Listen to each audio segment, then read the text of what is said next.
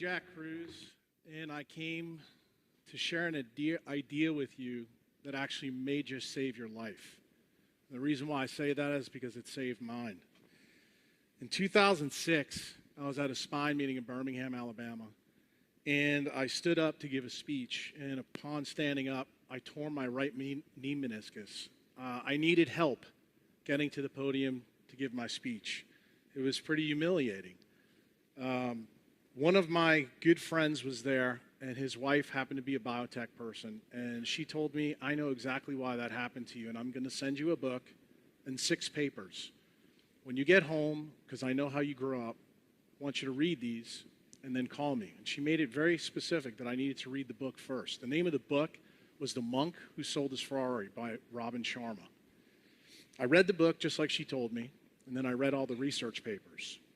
And inside that book, if you don't know anything about it, it's about a lawyer who had a heart attack in the middle of a courtroom, and this guy had gobs of money. He left his law practice, went to the Himalaya mountains, and changed his life with the Sherpas. When he was up there, he stayed for about 3 years and had many transformations occur to him.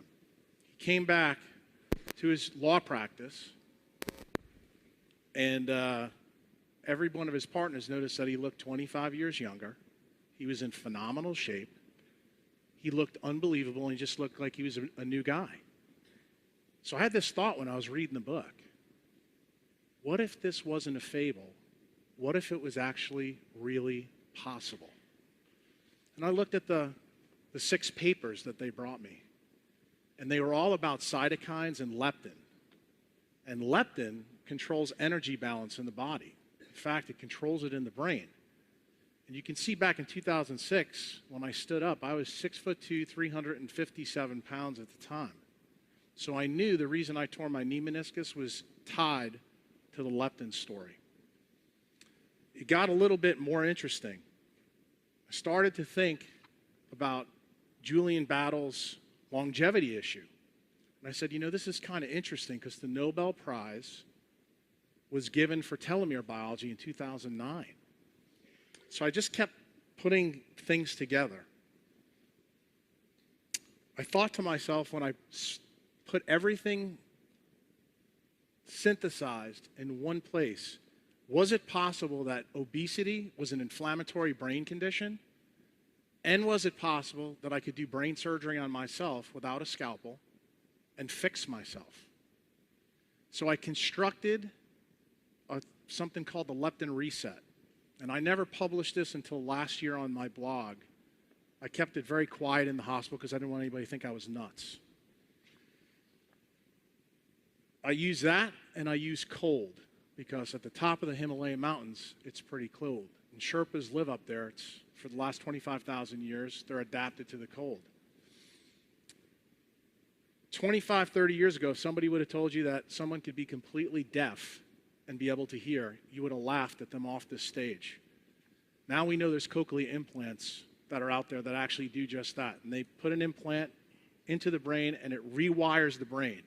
My idea to fix me was to use my vagus nerve in my gut and use circadian biology to change timing.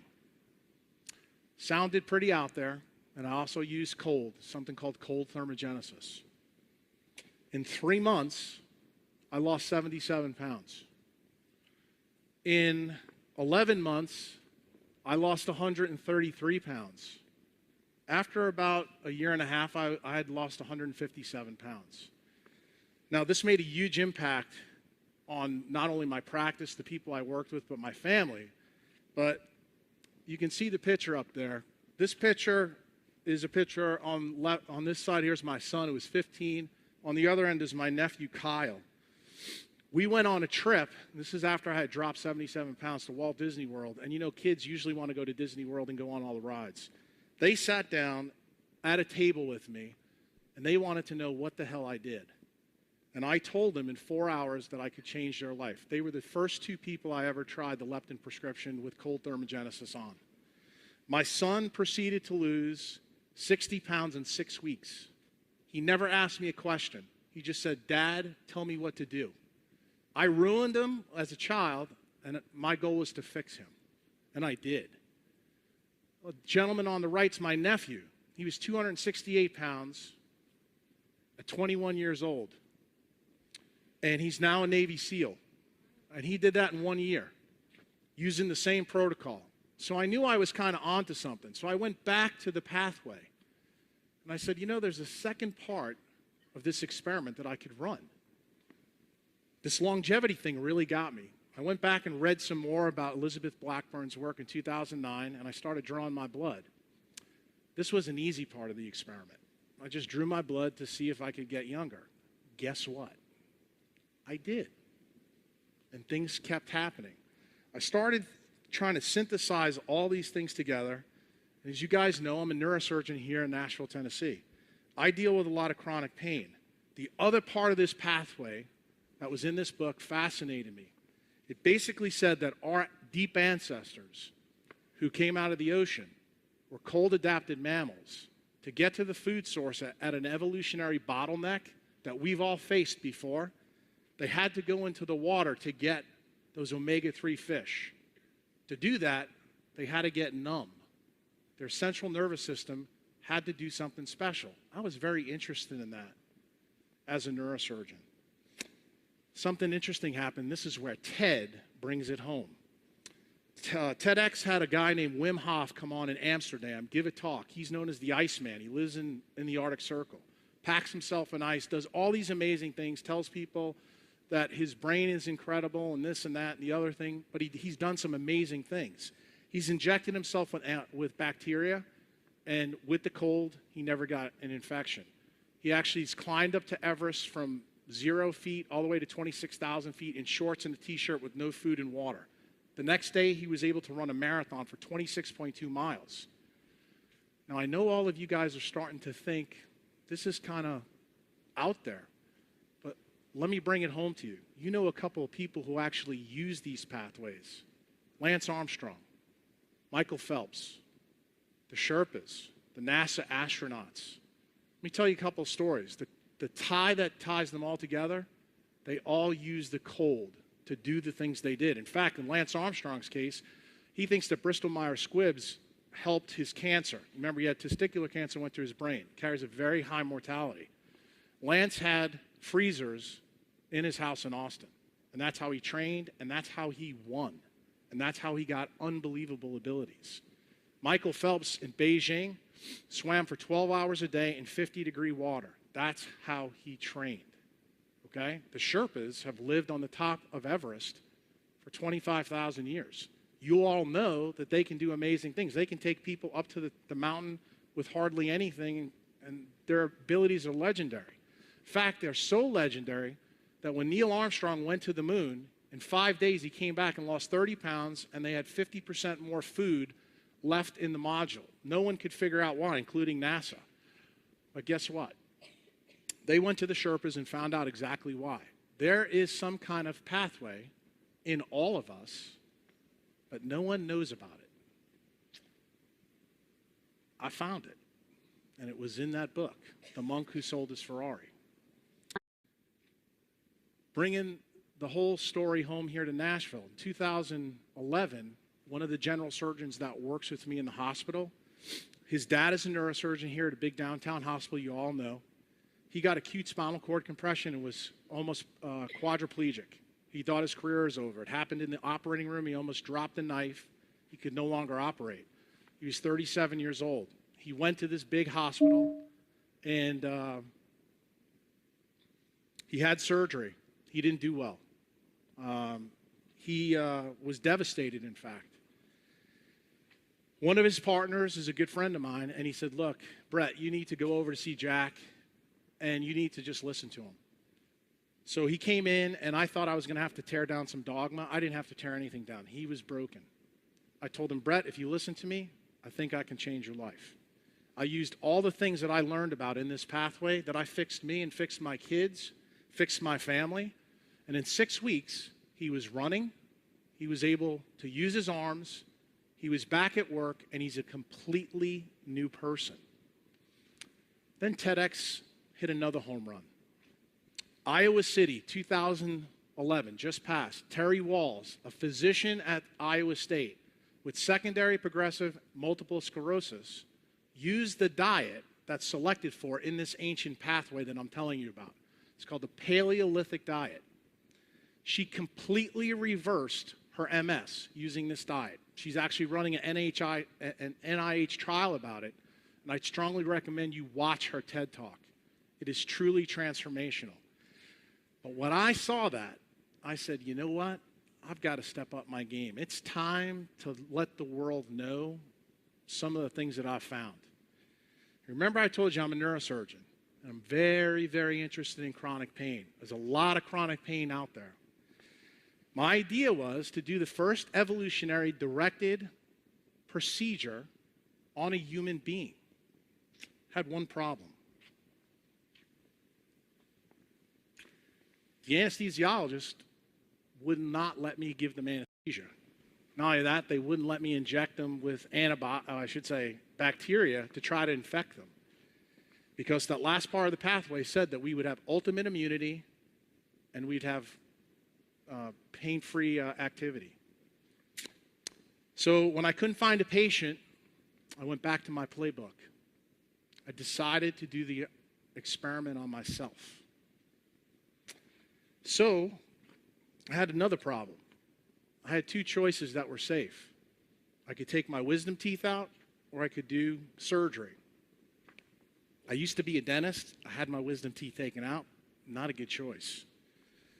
So I didn't need any surgery, so I decided I had to make myself a surgical candidate. So in October, I went to see a local plastic surgeon who I know from Skyline Hospital here in Nashville. And he hadn't seen me in 10 years, and he thought I looked great and this and that. He goes, "What the hell are you doing here, Jack?" And he says, "I don't think you need anything." And I told him, "Look, I've worked really hard. I want this, and I got what I wanted." But see, I knew I didn't need surgery. And I'd never told my family about what I was doing. And I went home, and I ate the diet that my profession tells you to eat. That's the standard American diet. That's the diet that our government, the USDA, tells you is healthy. You know, all the healthy grains, the polyunsaturated fats, the canola oil, all that. That's the stuff that gets you fat, okay? It's exactly opposite the Paleolithic diet. I ate that diet for 2 months. My wife didn't know anything. I gained 25 pounds. I hit it pretty well. No one, including my wife, until January 8th of 2012 knew what I was up to. And on January 9th, 2012, this year in Nashville, Tennessee, I went into a surgery center and I let a surgeon operate on me without any anesthesia. Before the surgery, I took MRSA. For any of those non-physicians in the audience, that's methicillin-resistant Staph aureus. Really nasty stuff. The stuff that's in ICUs. I injected it all over my torso and in my belly. I then had a 6-hour surgery only to remove 2 pounds of fat, if you can believe that. When I woke up, I have to tell you, I thought that I was tough. It was rough. My wife didn't know what was going on. My daughter had no clue what was going on. In fact, my son, who's at college right now, doesn't know what you now know. After I got home and I was miserable, I told my wife to go into our closet. And she was frazzled. I said, "There's a tub in there. I want you to throw it on the bed." She threw it on the bed. She goes, "What's going on?" My daughter helped her. And I told, and I didn't do this nicely, I was screaming at this time with tears in my face. And I said, "Go into the freezer. There's 120 pounds of ice in there. Go get them immediately." She goes, "We don't have any ice." I said, "I put it in there last night." She went in, got the ice, both of them broke it up, threw it in the tub, and threw it on me. In 3 minutes, I was pain-free. Completely pain-free. Then I sat my little 11-year-old daughter down on the bed and told her what I did and why I did it.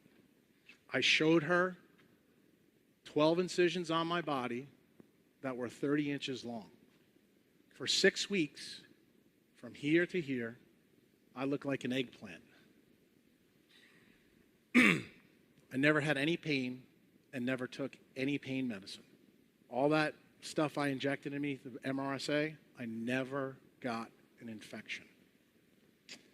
So I was pretty happy because I couldn't disprove my theory. So what did I decide to do next? I said, well, now that I know this works in humans and now I know this pathway, every single step is in us, I need to use this in my practice. So I had a patient who I took care of for 2 years, Mr. Lonnie Daniels. I told him he was not a surgical candidate. He was a type 2 diabetic. He was 80 years old, and I told him, Lonnie, if you eat the diet that I tell you to eat and you agree to let me freeze you in the hospital, I'll operate on you. On January 27th, I took him to surgery, 3 weeks after my own surgery when I was still swollen and numb. I placed 8 pedicle screws in his back. You can see the screws right up there. This operation, if I was to do in any healthy person in this audience, would be a 4-month recovery. The screws are 4 inches long. He had 8 of them placed in his back. Operation took about 4 hours. I put him on a frozen blanket, 40 degrees for 3 days. Lonnie left the hospital in 3 days, went to rehab 5 days, was playing the banjo in Skylight Rehab for other patients. He came back to see me 10 days after his surgery and handed me his Percocet prescription back. He says, Doc, I don't need this. I'm going to tell you something. As a neurosurgeon, I could not believe that. Any neurosurgeon in this city will tell you the same thing. It's absolutely remarkable. I realized at that point that I had found something really important. From that day forward, everything in my practice changed. I now use the Paleolithic diet and cold thermogenesis to help anybody I possibly can with this protocol.